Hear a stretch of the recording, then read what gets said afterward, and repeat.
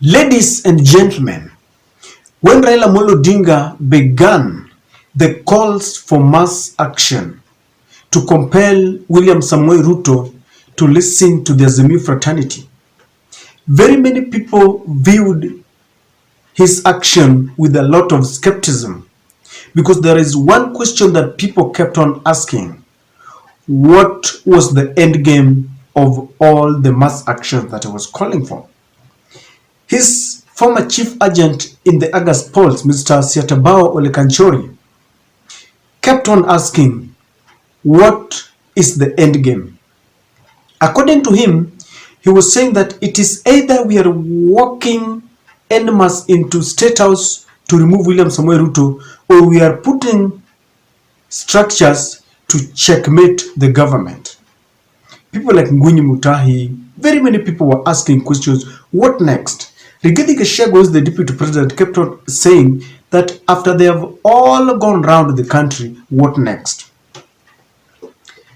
Some, led by Rigathi Gachagua himself, alleged that Raila Amolo Odinga was only piling pressure so that he could twist the government to accept him into a half-half basis of arrangement like the one that they had in 2007 with the former president Kibaki, or like a handshake that they had with the immediate former president Uhuru Muigai Kenyatta.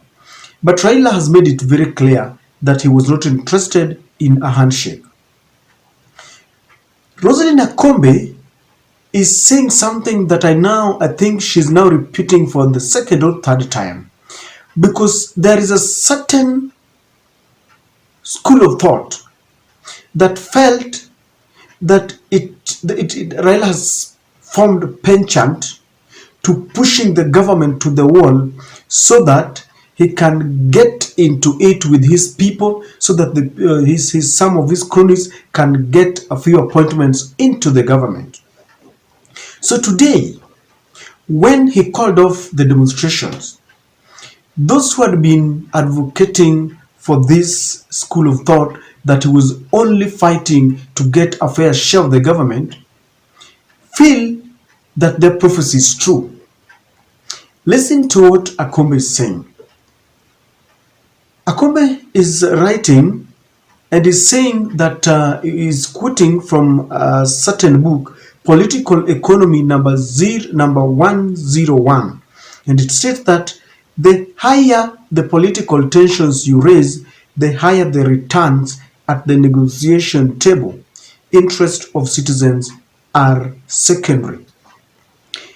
Akombe is simply giving Raila Amolo Odinga caution, because you all understand that in the last regime, people have argued that if there is something that really contributed to Raila's weaknesses, was the fact that after shaking hands with Uhuru Kenyatta, he could not criticize that very government. When the cost of living was high, there was no way he was going to criticize that government. When the government was borrowing too much, there was no way he was going to criticize that, because they had formed a kind of a relationship and they were working amicably with Uhuru Muigai Kenyatta. And some of the common people felt that when Raila went and shook hands with Uhuru Kenyatta, he forgot about their plight. He didn't speak for them. Even though some people refute that and say that Raila never changed his course. Rosalind Akombe tweeted, and her sentiments reflects and echoes sentiments of very many Kenyans who feel that maybe Raila has just started going backward. He had made certain steps forward, but they feel that by accepting to call off the demonstrations, Raila is going backwards. And it is just a caution that even in as much as he's trying to call off the demonstrations to allow peaceful talks with William Samoei Ruto, he should be very careful not to forget what he was fighting for. The cost of living he maintained even today, as when he called off the demonstrations, he said that the cost of living must come down because there are subsidies that were abandoned by this regime, subsidies that had been placed by Uhuru Kenyatta, and he insists that that must come down. The cost of electricity, the cost of unga, the basic commodities must come down. Electoral justice is what they had proposed, that they're going to have a committee within parliament that is co-chaired by a member from Azimio and another member from Kenya Kwanza. But people are very skeptical about this because by the end of the day, that parliament is controlled by William Samoei Ruto. He bought several members who are allied to Azimio, and they are now swearing allegiance to him. And so they are viewing it with a lot, they're taking it with a pinch of salt. Sava has not been opened, and this has been a thorn in the flesh in Ruto's administrations. I didn't see it coming out very clearly. Is it a trap that Raila is laying to William Samoei Ruto? So that by the end of the day, Raila will say that you have refused to open the server, we are going back to the streets. Because there is another school of thought that feels that there were pressure from the clergy, pressure from the business community, pressure from schools, because they have started saying that children find it very difficult during those demonstrations. So some people feel that Raila accepted, he bowed down to pressure, he succumbed, and he told Ruto the following must be done, so that everyone will see Raila as one person who is very flexible. He has accepted to call off the demonstrations. But he had a disclaimer that if William Ruto plays mischief, then there is serve the right to call for these mass actions again. They had given William Ruto today Monday and tomorrow Thursday. If this fails, then they are going to go back to the streets. And people will now judge him that indeed Raila gave William Ruto an opportunity to make good all the promises. If there is one thing that President Ruto has mastered, is the art of lying. William Ruto will tell you everything to get away with the situation at hand, but he will not implement it. And maybe Raila knows this, that there are several things that they had agreed upon. You see, the ball is now on William Ruto's court. Raila has nothing to lose.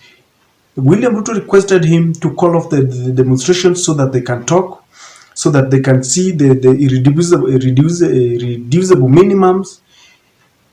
The whole world is looking for William Samoei Ruto. And Raila will come back and say, I gave you an opportunity, but you did not. As Raila goes there, very many people, if you look at the comments, some are saying that, Raila is a coward. Others are saying that Raila has always failed when he's about to reach the promised land. That when he has cornered the administration and they are not breathing and they feel the heat of economic sabotage, everything is not going well for them, he retreats. Because you will agree with me that if these demonstrations were going to take place on Monday and Thursday again, the government was going to lose just too much. But then there is the question of being humane, acting on humanitarian grounds. Because if there is one weakness that I will tell you, is the fact that Raila has always been a statesman. Anytime he fights for these rights, and it gets to a point where bullets are now being thrown anyhow and people are dying, then Raila retreats. People, of course, were going to die because the government had started butchering its own people. You saw that police whose image is going viral, who's breaking into vehicles and shooting live bullets and tear gas. You had seen how the police was using a brutal force on peaceful demonstrators. You saw how Raila's car was pelted with bullets 7 times. And you saw how they mistreated Winnie, his daughter. So some people are saying that Raila Amolo Odinga has got a human heart. When he realizes that people are dying, then he decides, no, we can call it off. But some people think that this is a weakness, others feel that this is a strength. There are leaders, and they quote and mention Rigathi Gachagua, who will see the country burning and they will not care as long as they maintain power. And so, ladies, it is for you to judge, ladies and gentlemen. People are really, there are divided opinions here. Do you think Raila will still stay to the course, or he will forget his people?